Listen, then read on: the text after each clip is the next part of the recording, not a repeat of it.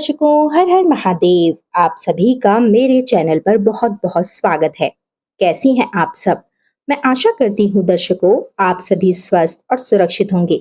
दर्शकों, आप सभी जानते हैं कि सावन माह और अधिक मास की बुधवार को यानी कि 26 जुलाई को अष्टमी तिथि है।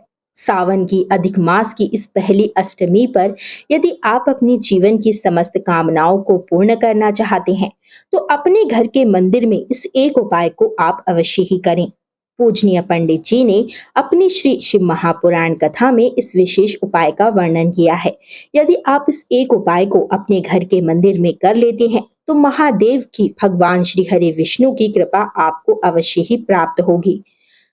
हम आशा करते हैं दोस्तों आपको हमारे वीडियोस अच्छे लगते होंगे। हमारे चैनल के माध्यम से हम आपको पूजनीय पंडित जी के अनेकों उपाय बताते हैं जिससे कि भक्त अपने जीवन की समस्त कामनाओं को पूर्ण कर पाता है और उसके जीवन की समस्त कठिनाइयां दूर होती है।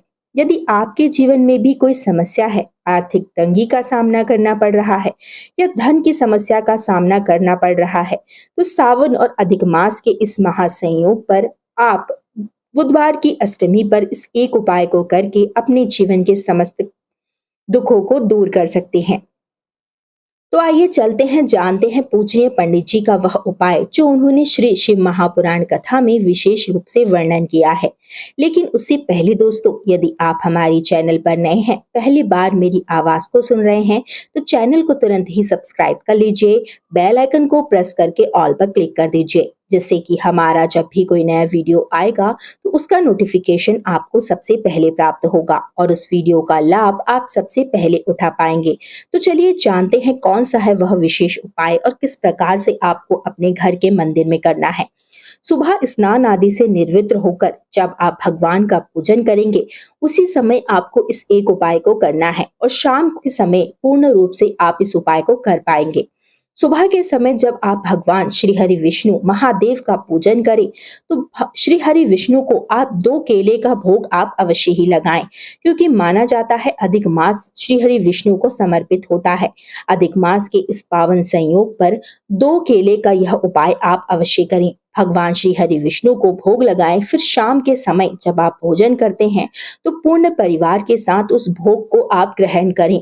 भगवान के इस भोग को ग्रहण करने से माना जाता है कि जब हम भगवान को भोग लगाते हैं और उस प्रसाद को हम ग्रहण करते हैं तो हमारा मन शांत रहता है और यदि हमें कोई रोग घेरा हुआ है तो वह रोग भी समाप्त होता है। तो आप भी भोग अवश्य ही लगाएं 2 केले का और 1 लोटा जल महादेव के समक्ष अवश्य ही भरकर रखें।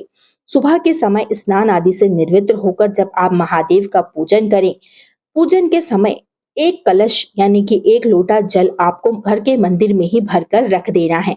फिर क्या करना है, शाम के समय जब प्रदोष काल का समय हो या शाम को जब आप पूजन करेंगे तो उस पूजन के बाद आपको क्या करना है, इस कलश के जल को अपने घर के हर एक कोने में आपको क्या करना है, इस जल से छिड़काव करना है।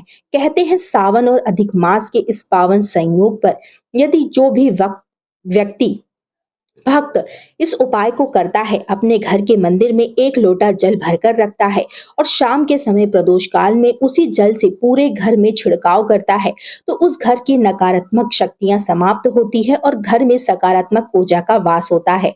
जिस घर में बहुत अधिक लड़ाई झगड़े होते हैं, वाद विवाद होते हैं, छोटी छोटी बातों पर झगड़े हो जाते हैं, उस घर में घर की महिलाओं को इस उपाय को अवश्य ही करना चाहिए। अखंड सौभाग्य की प्राप्ति भी होती है, साथ ही में माता लक्ष्मी भी घर में आती है, क्योंकि इससे हमारा घर शुद्ध होता है और माता लक्ष्मी निवास करती हैं। धन्यवाद दर्शकों, वीडियो अच्छा लगा तो लाइक करें, कमेंट करें। धन्यवाद।